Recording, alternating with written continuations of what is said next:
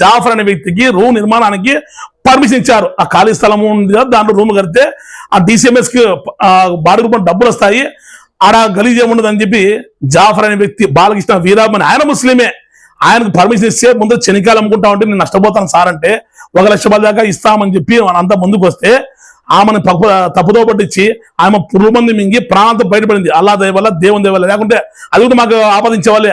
శనికాయలు అమ్ముకునే వాళ్ళకి రూమ్ బాడిసే వాళ్ళకి వాళ్ళ సమస్య మా ఎమ్మెల్యేకి ఏమో సంబంధము. అదేవిధంగా శారదానగర్లో సంబంధించిన ఒక బ్రాహ్మణకు మహిళ కసాల దుర్గా అనే ఆమె కాకినాడలో ఆమె చనిపోయింది, అది వాస్తవం. అదేవిధంగా ఆమె సత్సాయి ఇన్స్టిట్యూట్ లో పనిచేసేది, పుట్టుబడుతులు ఎక్కువ ఉండేది. పుట్టుబడుతులు ఉన్నప్పుడు ఆమె ఆలనా పాలన బాగోగులు చూస్తుంటే వ్యక్తులకు వీలామా రాసి ఉందని వాళ్ళు జీబీ తీసుకొని అమ్మడానికి ముందుకు వచ్చారు. లేదు అసలే వారసులు మేమంటూ ఆమె సోదరు కుమారులు సోదరులంతా వచ్చారు. అది వాళ్ళిద్దరికి ఉన్న డిస్ప్యూట్ ని మాకు ఎమ్మెల్యేకి ఆపాదిస్తారు. దాని విలువ 1 కోటి. ఒకవేళ అది ఇద్దరితో కొన్నా కూడా 10 లక్షలు అయిపోయింది, లాభం రాదు. సివిల్ డిస్ప్యూట్ కాబట్టి లీగల్ వచ్చిన దగ్గర కొనేవాళ్ళు కూడా లేరు. అట్లాంటి దాంట్లో మా ఎమ్మెల్యే గారు దిగాల్సిన అవసరము లేనే లేదు. అదేవిధంగా మొన్న నా మిత్రుడు మా పార్టీకి చెందిన వ్యక్తి రిజిస్టర్ ఆఫీస్ కాడ ఏదో క్షణికావేశంలో ఒక వ్యక్తికి ముస్లిం వ్యక్తికి చెంప కొట్టాను. ఏదో సినిమాలో ఉంది, దూకుడు సినిమాలో చెంపదెబ్బ రియాక్షన్. ఆ చెంపదెబ్బకు యాక్షన్ కానీ మీ రియాక్షన్ ఎక్కువైపోయింది. మేమంతా కలిసే ఉన్నాము.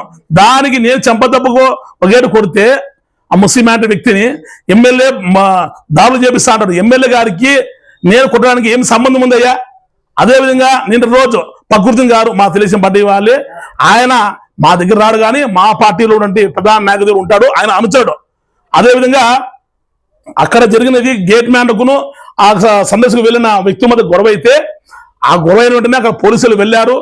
ఆ వ్యక్తి మాకు తెలిసిన వ్యక్తులు తిరిగి చెందిన వ్యక్తులు మాట వస్తే దాన్ని తీసుకొని 10 లక్షలు డిమాండ్ చేశారని ఒక బ్లూ మీడియా ప్రచారం చేసి ఉంది. ఎగ్జిబిషన్ ఏర్పాటు చేస్తే అక్కడ ఉన్న స్టాల్ వాళ్ళు ఎంట్రీ పాస్ టికెట్లు అవన్నీ కలిపిన తర్వాత వాళ్ళు పెట్టే కరెంటు బిల్లు, పర్మిషన్లు, జీతాలు పోతే ఒకసారి వానాకాలం నష్టం వస్తుంది, ఒకసారి హాలిడేస్ లేకపోతే నష్టం వస్తుంది. ఇప్పుడంటే సంక్రాంతి సెలవు కాబట్టి కొంచెం జరుగుతుందేమో. అన్ని అయినా ఆయన మిగిలేది 4-5 లక్షలు ప్రకృతి గారికి.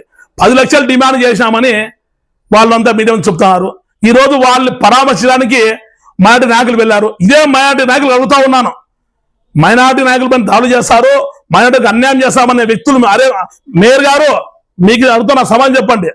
నిజాం అనే వ్యక్తి సౌదీలు ఇరుక్కుపోయి ప్రాణాలతో ఏడుస్తా ఉంటే మా ఎమ్మెల్యే గారు 3 లక్షల రూపాయలు ఖర్చు పెట్టి నారా లోకేష్ గారు మాట్లాడించి సౌదీ నుంచి అతనికి ఇక్కడ పిలుచుకొని వచ్చి వాళ్ళకు సీఎం కింద డబ్బులు ఇప్పించి న్యాయం చేస్తే మీరు పరామర్శించారా?